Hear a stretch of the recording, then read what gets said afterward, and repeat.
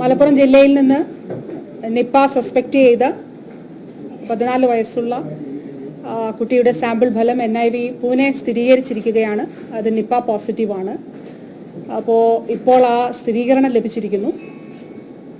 അപ്പോൾ തീർച്ചയായിട്ടും ഇനി ഇതിനനുസരിച്ചിട്ടുള്ള, ഞാൻ നേരത്തെ മീറ്റിങ്ങിന് ശേഷം സൂചിപ്പിച്ചതുപോലെ, ഇതിനനുസരിച്ചിട്ടുള്ള നടപടിക്രമങ്ങൾ, പ്രത്യേകിച്ച് കോൺടാക്ട് ട്രേസിംഗ് വളരെ പ്രധാനപ്പെട്ടതാണ്.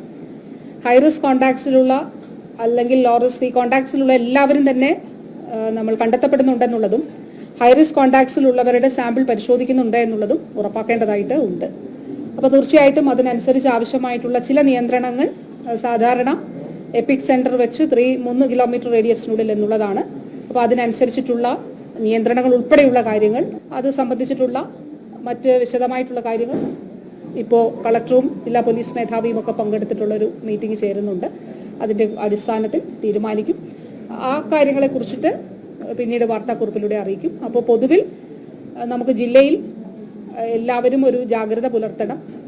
മാസ്ക് ധരിക്കണം, പുറത്തിറങ്ങുമ്പോൾ മാസ്ക് ധരിക്കണം എന്നുള്ളതും, ഹോസ്പിറ്റലുകൾ പരമാവധി സന്ദർശിക്കാതെ ഇരിക്കുക.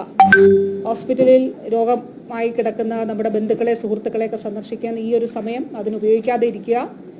ഹോസ്പിറ്റലിൽ ആവശ്യമുള്ളവർ മാത്രം പോവുക. ഹോസ്പിറ്റലുകളിൽ ആരോഗ്യ പ്രവർത്തകർ ഇൻഫെക്ഷൻ കൺട്രോൾ പ്രോട്ടോകോൾ പാലിക്കണം എന്നുള്ളതാണ്.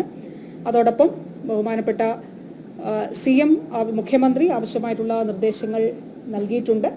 അതിൻ്റെ അടിസ്ഥാനത്തിൽ പൊതുവായി സ്വീകരിക്കേണ്ടതായിട്ടുള്ള നടപടികൾ സ്വീകരിക്കുന്നുമുണ്ട്.